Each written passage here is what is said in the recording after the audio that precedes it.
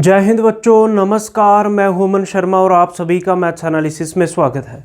इस वीडियो में हम लोग पढ़ने वाले हैं class 10th NCERT triangles chapter से एग्जाम्पल नंबर 7 है हमारे पास। आइए समझे एग्जाम्पल नंबर 7 को। एग्जाम्पल नंबर 7 में क्या है? A girl of height 90 centimetre. तो ध्यान से सुनते जाएं और समझते जाएं।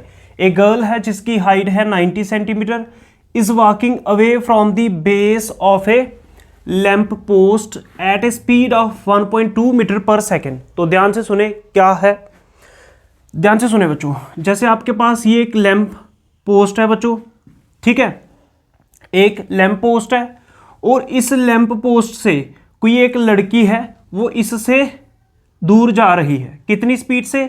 1.2 मीटर पर सेकेंड की स्पीड से, ठीक है। और उस गर्ल की हाइट दी है 90 सेंटीमीटर। ये दो चीजें समझ में आई। फिर आगे समझते हैं। If the lamp post is 3.6 metre above the ground, ठीक है। तो क्या है, ये जो लैंप पोस्ट है बच्चों, ये ग्राउंड से कितनी ऊपर है? लैंप पोस्ट, ठीक है, जैसे यहां पे कोई लैंप पोस्ट है, ये ग्राउंड से कितनी ऊपर है? 3.6 मीटर, ठीक है। तो मैं इसकी हाइट को लिख सकता हूं 3.6 मीटर। क्या यहां तक बात समझ में आ रही है? ठीक है, ये मान लो ये इसकी हाइट बन जाएगी, ठीक है। अब आगे पढ़ते हैं। Find the length of her shadow. ध्यान से सुने, find the length of her shadow after 4 second. 4 second के बाद जो गर्ल है उसकी शैडो की लेंथ आपको फाइंड करनी है। अब हमें क्या पता क्या सिचुएशन बनेगी। जैसे मान लो ये आपके पास ग्राउंड है, ठीक है। जैसे 4 सेकेंड के बाद मान लो वो जो लड़की है वो यहां पे पहुंच चुकी है, ठीक है। तो ये लैंप पोस्ट है, ठीक है। 4 सेकेंड के बाद लड़की यहाँ पे पहुँच चुकी है। अब उसकी शैडो कहीं आगे तक बढ़ेगी। जैसे मान लो ये लड़की की शैडो है, तो आपको ये बताना है कि इसकी शैडो कितनी है। Find the length of her shadow after 4 second. अब 4 सेकेंड में लड़की मान लो यहाँ तक पहुँची, ये इसकी आगे शैडो बढ़ रही है, तो ये शैडो की लेंथ कितनी है? क्या ये बात समझ में आई?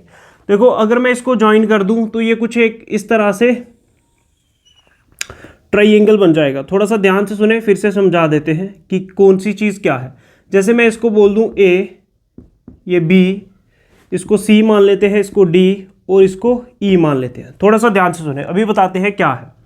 ये जो ए बी है, इसको लिखो let A B equals to कितना? 3.6 metre. Be the lamp post. बात समझ में, ठीक है। जो जो चीज़ें हैं उनको लिख दो पहले, ठीक है। सबसे पहले लैंप पोस्ट के बारे में आया, ए बी मैंने मान लिया लैंप पोस्ट। और ई सी जो है, या सी ई लिखो या ई सी लिखो। ई सी इक्वल्स टू कितना है? 90 centimetre. E C equals to 90 centimetre. Be the height of girl, ठीक है। ये लड़की की हाइट है, ठीक है। अब ये लड़की यहाँ पे क्यों खड़ी की है हमने? क्योंकि 4 सेकेंड के बाद वो यहाँ पे पहुँच चुकी है इस पॉइंट पे, ठीक है। ये चीज़ हो गई। उसके बाद क्या है? C D. सी डी क्या है? C D equals to X metre let कर रहा हूँ मैं। सी डी को मैं लेट कर रहा हूँ एक्स मीटर, ठीक है। ये क्या है? Length of her shadow after 4 second. Let C D equals to X metre be the length of girl after 4 seconds. क्या यहां तक बात समझ में आई? ठीक है। सी डी हमने क्या मान लिया? एक्स मीटर है। और ये किसकी लेंथ है? गर्ल की शैडो की after 4 second. Let C D equals to X metre be length of her shadow लिख लो या गर्ल शैडो लिख लो, ठीक है, आफ्टर 4 सेकेंड। क्या इतनी बात समझ में आई? अब थोड़ा सा ध्यान से सुने बच्चों। मैं क्या कर सकता हूं यहां पे? ध्यान से देखें। अगर आपको गिवन क्या क्या है, सबसे पहले वो लिखे। यहां पे आपको स्पीड गिवन है। स्पीड कितनी गिवन है? ध्यान से देखें। स्पीड ऑफ गर्ल, आप पूरा लिखते रहे, मैं शॉर्ट में लिखता हूं। स्पीड ऑफ गर्ल कितनी है? 1.2 मीटर पर सेकेंड, ठीक है। और टाइम आफ्टर 4 सेकेंड बोल रहा है, तो टाइम कितना बच्चों? 4 सेकेंड्स। जो जो चीजें गिवन है वो लिखते जाओ। तो बच्चों आपने एक फार्मूला पढ़ा होगा, speed equals to distance upon time. ये फार्मूला पढ़ा होगा, speed equals to distance upon time. अब देखो बच्चों, स्पीड कितनी है? 1.2 डिस्टेंस कितना है मेरे को नहीं पता, पूरा लिखें आप, अपॉन टाइम, टाइम कितना है 4, तो ये इसके डिवाइड में है डी के, यहाँ जाके मल्टीप्लाई में हो जाएगा 1.4 into 1.2 into 4 equals to D, तो इसको मल्टीप्लाई करोगे आपके पास आ जाएगा 4.8 मीटर इक्वल्स टू डी। मतलब जो डिस्टेंस है वो 4.8 मीटर है। ये कौन सा डिस्टेंस है? जो लड़की 1.2 मीटर पर सेकंड की स्पीड से चल रही थी और 4 सेकंड के बाद वो कितनी दूर होगी? 4.8 मीटर दूर होगी उस लैंप पोस्ट से। जैसे उसने यहाँ से शुरू किया चलना और 4 सेकंड के बाद वो यहाँ पहुँची, तो मतलब ये जो BC है, BC यही 4.8 मीटर है। क्या ये बात समझ में आई? ठीक है, यहीं से तो लड़की ने चलना शुरू किया था। ये लैंप पोस्ट है, 4 सेकंड के बाद यहाँ तो पहुँची थी वो, ठीक है, इस स्पीड से, तो वो कितना है? 4.8 मीटर दूर पहुँची है। और ये x मीटर क्या है? उसकी शेडो जो आगे गिर रही है। क्या यहाँ तक बात समझ में? अब क्या करेंगे बच्चों, एक चीज़ और याद रखें, ये जो ग्राउंड है और ये जो लैंप पोस्ट है, ये इसके साथ वर्टिकली है तो हमेशा 90 डिग्री का एंगल बनाएगा। ऐसे ही ये नीचे ग्राउंड है और गर्ल सीधी खड़ी है तो 90 डिग्री का एंगल बनेगा। ध्यान से सुने बच्चों, जैसे कोई भी चीज़, जैसे ये ग्राउंड है और इसके ऊपर कोई लड़की खड़ी है सीधे वर्टिकली, तो यहाँ पे हमेशा 90 डिग्री का एंगल बनता है।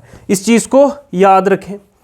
अब देखो मैं क्या करूँगा, इन दोनों ट्राइंगल को सिमिलर करते हैं। तो ध्यान से देखें, एक ट्राइंगल आपको ये दिख रहा होगा ABD दिख रहा है ये ट्राइंगल, तो एक ट्राइंगल ये लो, in triangle ABD and triangle, ध्यान से सुने बच्चों, ABD एक ट्राइंगल ये है और दूसरा ट्राइंगल ECD, ये ट्राइंगल दिख रहा है, दूसरा ट्राइंगल ये लेंगे, इन triangle ABD and triangle ECD।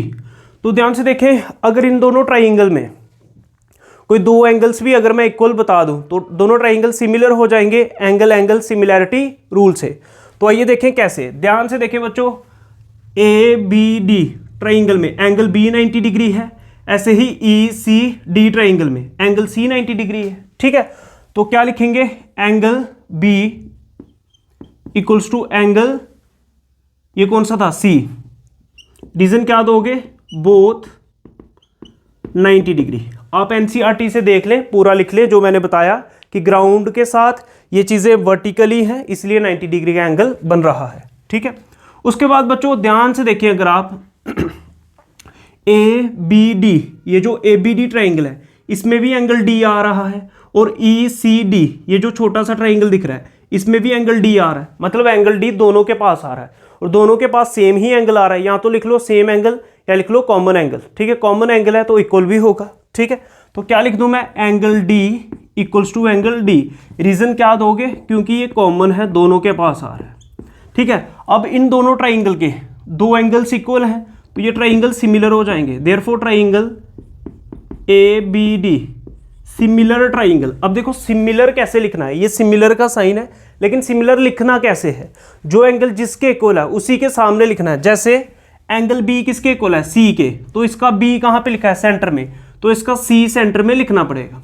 Angle D किसके इक्वल है, एंगल D के, तो पहली बार एंगल D कहाँ पे लिखा, लास्ट में, तो इसमें एंगल D भी लास्ट में लिखना पड़ेगा। जो एंगल जिसके इक्वल है उसी नंबर पे लिखना है। जैसे फिर से सुने, एंगल B C के इक्वल था, यहाँ पे B सेंटर में लिखा तो इसका C सेंटर में लिखना पड़ेगा। एंगल D के इक्वल है, इसमें एंगल D लास्ट में लिखा तो इसमें भी एंगल D लास्ट में लिखना पड़ेगा। अब C और D लिख दिया, बचा कौन, E, तो ये फर्स्ट पे आ जाएगा। बोलो बात समझ में आ रही है। तो रीजन क्या दोगे, bye angle angle similarity rule या क्राइटेरियन आप पूरा लिख ले। अब ये दोनों ट्राइंगल क्या हो चुके हैं बच्चों, सिमिलर। ठीक है, तो लिख दिए। अब जब भी दोनों ट्राइंगल सिमिलर हो तो इनकी कॉरस्पॉन्डिंग साइड्स की रेशो क्या होती है, प्रोपोर्शनल होती है। बोलो बात समझ में आई। अब वही चीज लिखेंगे, तो आप याद रखें, फर्स्ट दो, ये देसी तरीका बताने का, AB upon EC equals to BD upon CD equals to AD upon ED। फिर से बता रहे हैं, ध्यान से सुने, फर्स्ट दो अपॉन फर्स्ट दो इक्वल्स टू लास्ट दो अपॉन लास्ट दो इक्वल्स टू फर्स्ट और लास्ट अपॉन फर्स्ट और लास्ट। ठीक है, रीजन क्या दोगे, corresponding sides of similar triangles are proportional. बोलो बात समझ में आ रही? यहां पे लिख देना। अब बच्चों मेरे को देखना है इसमें से मेरे को चाहिए क्या, मेरे को फाइंड करना क्या है, मेरे को x की वैल्यू फाइंड करनी है। अब x की वैल्यू कहां पे आ रही है? जहां पे CD होगा। बात समझ में आ रही है? तो CD तो यहां पे आ रहा है, मतलब ये चीज मेरे को लेनी पड़ेगी। उसके बाद और चीज क्या है? जिसमें BC आ रहा है, ठीक है, क्योंकि BC की वैल्यू 4.8 है। और अगर मैं पूरा BD लूं, ध्यान से देखो, पूरा BD ले, पूरे BD के अंदर BC प्लस CD आएगा, पूरे BD के अंदर 4.8 भी आ रहा है, x भी आ रहा है, मतलब BD वाली भी वैल्यू मेरे को लेनी है। तो BD वाली वैल्यू यहाँ पे है। बोलो बात समझ में आ रही है? मतलब ये चीज़ तो लेनी है। अब और चीज़ क्या, क्या मेरे को AE या ED लेना है? नहीं लेना। क्यों? क्योंकि इसमें से किसी की भी लेंथ मेरे को नहीं दी। तो AE, ED और AE ये वाली नहीं चाहिए हमें, ठीक है। यहां पे तो लिखेंगे, लेकिन हम यूज किसको करेंगे? यूज इसी को करेंगे। इसी को क्यों करेंगे? क्योंकि ध्यान से देखें, अगर आप AB की वैल्यू आपके पास 3.6 है, ये वैल्यू सब्सटीट्यूट कर देंगे। उसके बाद क्या है? EC की वैल्यू भी है हमारे पास, क्योंकि उसने स्टार्टिंग में 90 सेंटीमीटर दी थी। तो यही जो वैल्यू है इसमें सब्सटीट्यूट करेंगे और आंसर लाएंगे। यहां तक इसको नोट कर लो। अब नेक्स्ट समझते हैं, ध्यान से देखिए। अब वैल्यूज को सब्सटीट्यूट करेंगे। ध्यान से देखिए, यहाँ पे क्या है? AB। तो AB की वैल्यू कितनी है? 3.6। तो AB की जगह लिखो 3.6 अपान EC। अब देखो बच्चों, EC ये सेंटीमीटर में है और AB जो है मीटर में था, तो यूनिट सेम होना चाहिए। ये मीटर में है, ये सेंटीमीटर में। इसका मतलब इसको पहले मीटर में कन्वर्ट करना पड़ेगा, फिर यहाँ पे EC की जगह मैं वैल्यू उसको सब्सटीट्यूट कर सकता हूँ। ध्यान से देखें बच्चों, 1 मीटर में 100 सेंटीमीटर होते हैं, या ऐसे लिख लो 100 centimetre equals to 1 metre. 1 centimetre कितना होगा? 1/100 मीटर, ठीक है। 1 सेंटीमीटर की वैल्यू 1/100 मीटर। मेरे को कितने सेंटीमीटर की वैल्यू चाहिए? 90 सेंटीमीटर की। अगर 1 सेंटीमीटर की इतनी वैल्यू है तो 90 सेंटीमीटर की कितनी होगी? 1 सेंटीमीटर है 1/100 सेंटीमीटर, 1 सेंटीमीटर है 1/100 मीटर, तो 90 सेंटीमीटर कितना होगा? 90/100 मीटर। 0 से 0 कैंसिल, 9/10 मीटर लिख लो, या 1 0 है तो 0.9 मीटर आ जाएगा। इन दोनों में से कोई भी यूज़ कर लेंगे। तो 9/10 कर लो या 0.9 कर लो, एक ही बात है। तो यहाँ पे आ जाएगा EC की वैल्यू कितनी आ गई? 0.9 मीटर इक्वल्स टू BD। तो ध्यान से देखिए बच्चों, BD किसके बराबर है? BD तो ये है, ध्यान से देखें, BD किसके बराबर है? ध्यान से देखें, BC प्लस CD। ध्यान से देखें, BD किसके बराबर है? BC plus CD। अब देखो BC किसके बराबर है? 4.8 प्लस CD किसके बराबर है? X के बराबर। समझ में आ रही बात? तो BD की जगह 4.8 प्लस X लिखेंगे। BD की जगह 4.8 प्लस X अपान CD। तो CD किसके बराबर है? X के बराबर। अब ध्यान से देखें, देखो मेरे को AD और ED की ना ही वैल्यू पता है, ना ही इसका यूज है, तो इसको चाहे ना लिखे इस स्टेप में, तो मैं इसको मिटा रहा हूं।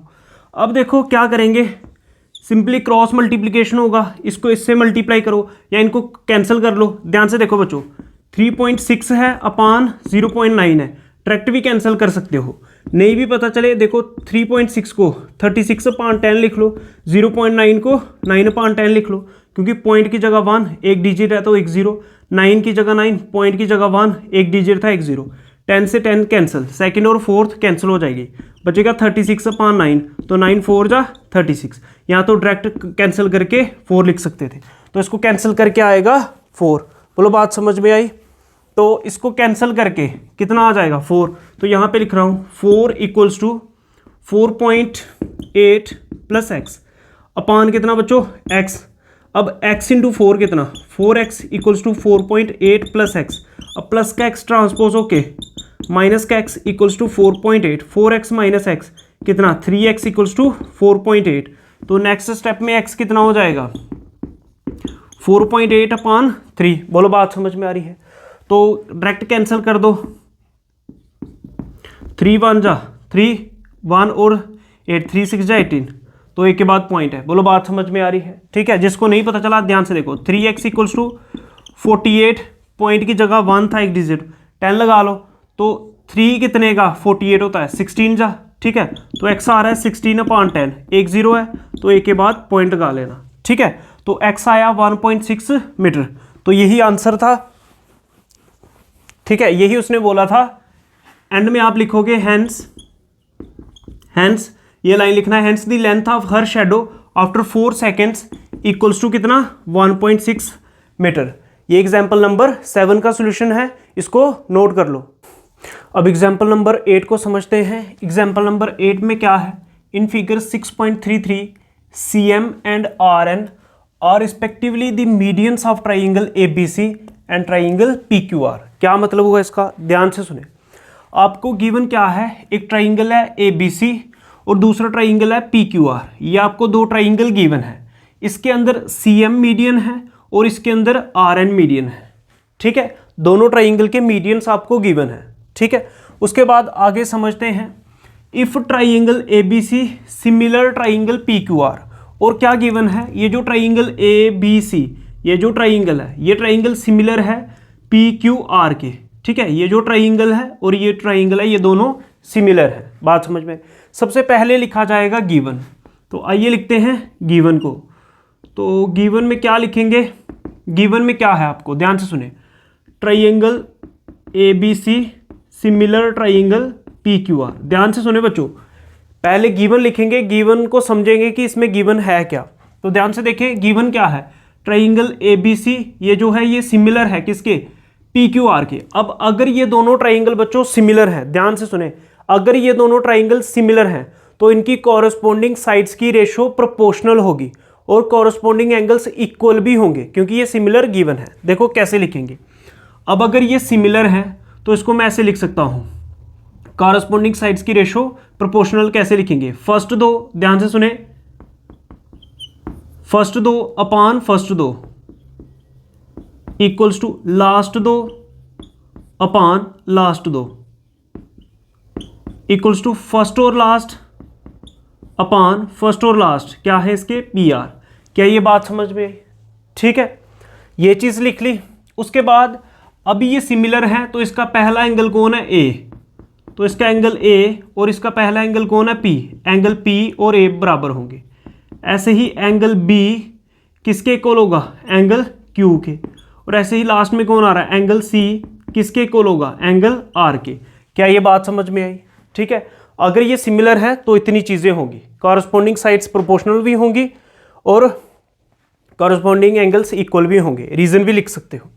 यहाँ पे अगर बात करें, मतलब जैसे ये एंगल A है, एंगल A किसके इक्वल है, एंगल P के। ठीक है, एंगल B किसके इक्वल है, एंगल Q के। ये एंगल B रहा और एंगल Q कहाँ पे है, ये दोनों इक्वल हैं। और क्या गिवन है, एंगल C किसके इक्वल, एंगल R के। तो एंगल C यहाँ पे दिख रहा होगा और एंगल R यहाँ पे दिख रहा होगा, ये इक्वल है। ठीक है, तो ये सारी चीज़ें हमने डायग्राम में बता दी। सिमिलर होने से इतनी चीज़ें आपको गिवन है। उसके बाद और क्या गिवन है, और उसने बोला था ये जो CM और RN है ये मीडियन है। अगर ये CM मीडियन है तो बच्चों ये जो AM है और ये जो MB है ये आपस में इक्वल होंगे, क्योंकि ये मीडियन गिवन है। मीडियन होने से क्या होगा, ये दोनों आपस में इक्वल होंगे। ऐसे ही RN भी मीडियन गिवन है, तो ये जो PN है और ये जो QN है इनकी लेंथ भी इक्वल होगी, क्योंकि ये भी क्या है, मीडियन। इसको भी लिख सकते हो, here CM and RN are the medians of triangle. ठीक है, गिवन लिख दिया। उसके बाद बच्चों लिखेंगे टू प्रूव। अब टू प्रूव में क्या लिखेंगे, टू प्रूव में सबसे पहले लिखोगे ये triangle AMC similar triangle PNR। Triangle AMC ढूंढो। AMC ट्राइंगल तो ये रहा, दिख रहा होगा, और ट्राइंगल PNR ट्राइंगल ये रहा। इन दोनों को सिमिलर करना है। इसमें लिखें फर्स्ट पार्ट, फिर सेकंड पार्ट, फिर थर्ड पार्ट। टू प्रूव में आप खुद लिख ले एग्जाम के अंदर, तो हम डायरेक्ट प्रूफ के ऊपर चल रहे हैं। ठीक है, इसमें फर्स्ट पार्ट, सेकंड पार्ट और थर्ड पार्ट जो प्रूव करना है वो लिख लें। प्रूफ के अंदर क्या करेंगे, ध्यान से सुने। आपको करना क्या है, आपको AMC ट्राइंगल तो ये रहा, इसको सिमिलर करना है PNR के। PNR ट्राइंगल ये रहा।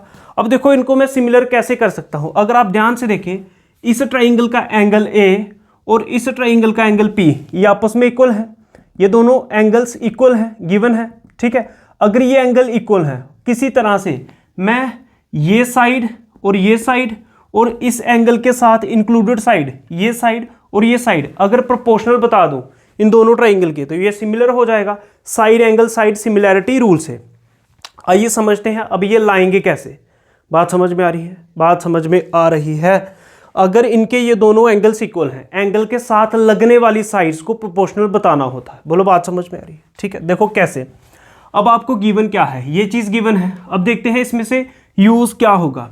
तो देखो एंगल ए के साथ साइड कौन सी लग रही है? A B. तो ए बी लग रही है। एंगल पी के साथ साइड कौन सी लग रही है? P Q. मतलब ये चीज़ यूज़ हो सकती है।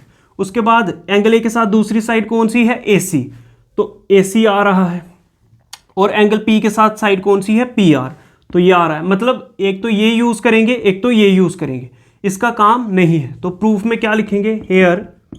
तो ध्यान से सुने अब, A B upon P Q, A B upon क्या? P Q equals to A C upon P R. क्या ये बात समझ में? ये कहाँ से यूज़ किया? ये गिवन था, ये क्यों नहीं यूज़ किया? भाई ज़रूरत ही नहीं है। बात समझ में आ रही है? इसके ऊपर पहले लिख लें इन ट्राइंगल। कौन से ट्राइंगल में जा रहे हो? जिस ट्राइंगल में जा रहे हो उसको लिख लें। In triangle A M C, in triangle A M C and triangle, ध्यान से सुने, ट्राइंगल पी एन आर। ठीक है, इस ट्राइंगल में हम काम करेंगे, लेकिन उससे पहले ये चीज़ देख लें थोड़ी सी। ठीक है, अब देखो बच्चों, मेरे को ए बी तो चाहिए नहीं, ए बी नहीं चाहिए, क्या चाहिए? ए बी नहीं चाहिए, ए एम चाहिए। अब ए बी नहीं चाहिए, ए एम कैसे आ सकता है? देखो ए बी का हाफ है ए एम, ए बी का आधा है ए एम। क्यों आधा है? क्योंकि एम सी मीडियन था। तो मैं ए बी का अगर हाफ कर दूं तो मेरे को ए एम मिल सकता है। ठीक है, ए बी का हाफ चाहिए। ऐसे ही देखो पी क्यू है, मेरे को पी क्यू नहीं चाहिए, मेरे को पी एन चाहिए। अब पी एन कैसे आ सकता है? अगर पी क्यू का मैं हाफ कर दूं। हाफ क्यों कर सकता हूं? क्यों पी क्यू का हाफ पी एन है? क्योंकि आर एन क्या है? मीडियन है। इसलिए मेरे को इन दोनों का हाफ करना पड़ेगा। तो आप लिख भी सकते हो divide both numerator and denominator of left hand side by 2। ठीक है, तो मैं शॉर्ट में लिख रहा हूं। मैं क्या लिखूंगा?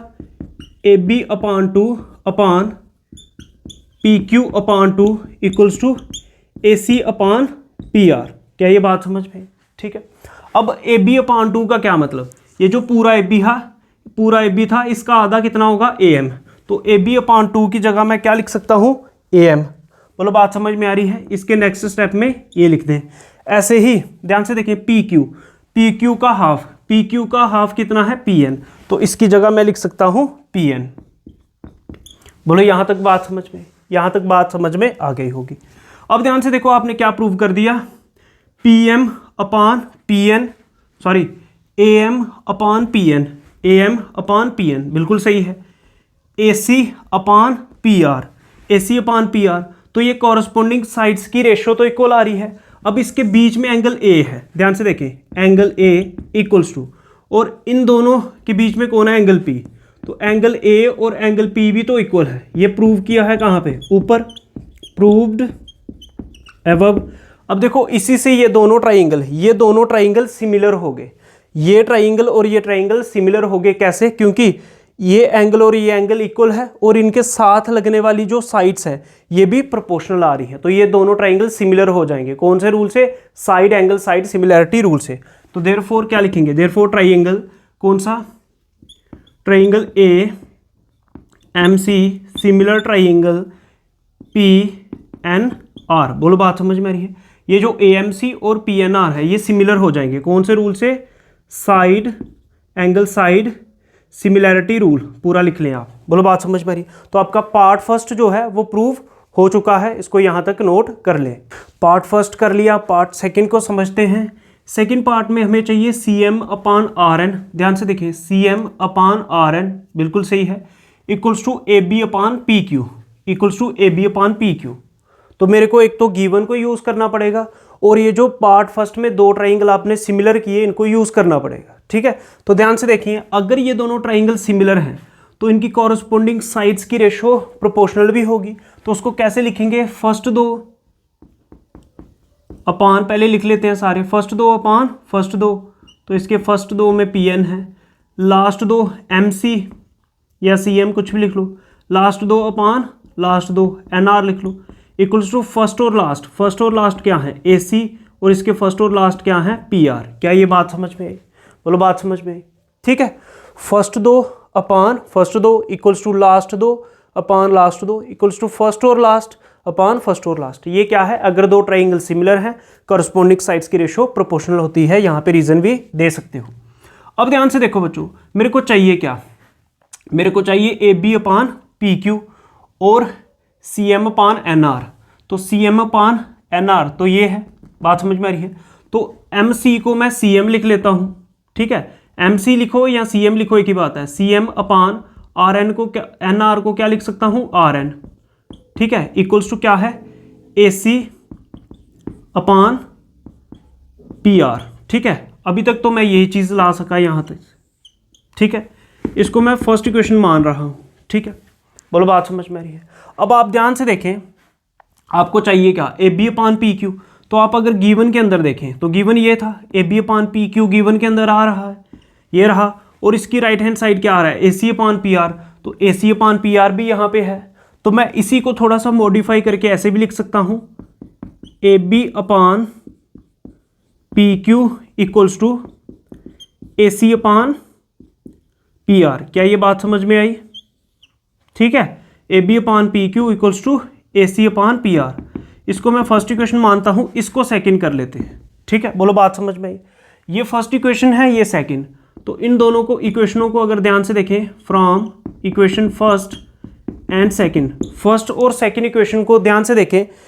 देखो आप इन तीनों में से किन्हीं भी दो को यूज़ कर सकते हो जो आपको चाहिए। मेरे को फर्स्ट और लास्ट चाहिए, मैंने इन दोनों को एक साथ लिख के इसको नाम दे दिया फर्स्ट इक्वेशन। और यहाँ पे भी तीन रेशो थी, मेरे को जो ये दो चाहिए थी, मैंने ये दो यूज़ की, जो चाहिए वो यूज़ कर लो। इसको सेकंड इक्वेशन नाम दिया। फर्स्ट और सेकंड इक्वेशन की राइट हैंड साइड देखो, इसकी right hand side A C upon P R, इसकी right hand side A C upon P R. इसका मतलब इन दोनों की लेफ्ट हैंड साइड भी इक्वल होगी। तो from equation first and second क्या होगा, इनकी लेफ्ट हैंड साइड में क्या है, C M upon R N equals to, इसकी लेफ्ट हैंड साइड में क्या है, A B upon P Q. ठीक है, A B upon P Q. तो ध्यान से देखो, C M upon R N equals to A B upon P Q. तो पार्ट नंबर सेकंड भी जो है वो भी प्रूव हमने कर दिया है। सेकंड पार्ट को भी नोट कर ले। अब थर्ड को समझते हैं। अब थर्ड पार्ट को समझते हैं, थोड़ा सा ध्यान से देखें। थर्ड पार्ट में क्या है, ट्राइंगल सी एम बी, ध्यान से देखें, सी एम बी, ध्यान से देखें, ये ट्राइंगल सिमिलर करना है किस ट्राइंगल के, आर एन क्यू के, आर एन क्यू। ध्यान से देखें, ये जो ट्राइंगल है और ये जो ट्राइंगल है, इन दोनों को आपस में सिमिलर करना है। तो ये भी सिमिलर हो सकते हैं कैसे, जैसे देखो एंगल बी और एंगल क्यू इक्वल गिवन है मेरे को, ठीक है, ये गिवन में था। अब अगर ये दोनों एंगल इक्वल गिवन है तो एंगल बी के साथ लगने वाली ये जो दो साइड है इनको प्रोपोर्शनल बताना होगा जो एंगल क्यू के साथ दो साइडें इंक्लूडेड हैं या लग रही हैं। बोलो बात समझ में आ रही, तो सिमिलर हो जाएगा। जैसे पार्ट नंबर फर्स्ट किया सेम वैसे ही है। ध्यान से समझेंगे कैसे करेंगे इसको, ध्यान से देखो। अब बच्चों मेरे को चाहिए क्या, ध्यान से देखें, एंगल बी के साथ कौन सी साइड आ रही है, एंगल बी के साथ एक तो ए बी आ रही है, ठीक है, और एंगल बी के साथ आ रही है साइड बी सी, ठीक है। ऐसे ही एंगल क्यू के साथ कौन सी आ रही है, ये साइड पूरी पी क्यू, और एंगल क्यू के साथ दूसरी साइड कौन सी आ रही है, क्यू आर, ठीक है। तो अब क्यू आर बोल लो या आर क्यू बोलो। अब मेरे को ये जो गिवन था उसमें से यूज़ करना है इसमें आने वाली साइड्स। तो ध्यान से देखो, गिवन में एक तो ए बी था, तो बी के साथ ए बी तो आ रहा है, क्यू के साथ था P R, sorry P Q, तो ए बी और पी क्यू ये तो लेनी पड़ेंगी, ठीक है। उसके बाद मेरे को क्या चाहिए, और बी सी चाहिए, ठीक है, तो बी सी आ रहा है। और क्या चाहिए, क्यू के साथ कौन सी है, क्यू आर, तो क्यू आर भी आ रहा है। मतलब इन दोनों को लेना पड़ेगा ये, ठीक है। तो आइए शुरू करते हैं पार्ट नंबर थर्ड को। तो क्या करेंगे, पहले गिवन को यूज़ कर लेते हैं। तो क्या लिखेंगे, ध्यान से देखें, here A B upon P Q equals to, ध्यान से देखें, B C upon Q R equals to B C upon Q R. बात समझ में आ रही है, A B upon P Q equals to B C upon P R Q R. ये कहाँ से लिया हमने, ये गिवन था। इसके साइड पे रीजन दे दें, ये कहाँ से आया बच्चों, ये गिवन था। अब देखो मेरे को चाहिए क्या, ध्यान से देखो, मेरे को ए बी नहीं चाहिए, मेरे को एंगल बी के साथ इस ट्राइंगल में लगती हुई साइड चाहिए। तो ए बी का हाफ करूं अगर मैं, तो मेरे को एम बी या बी एम मिल सकता है, क्योंकि सी एम क्या था, मीडियन था।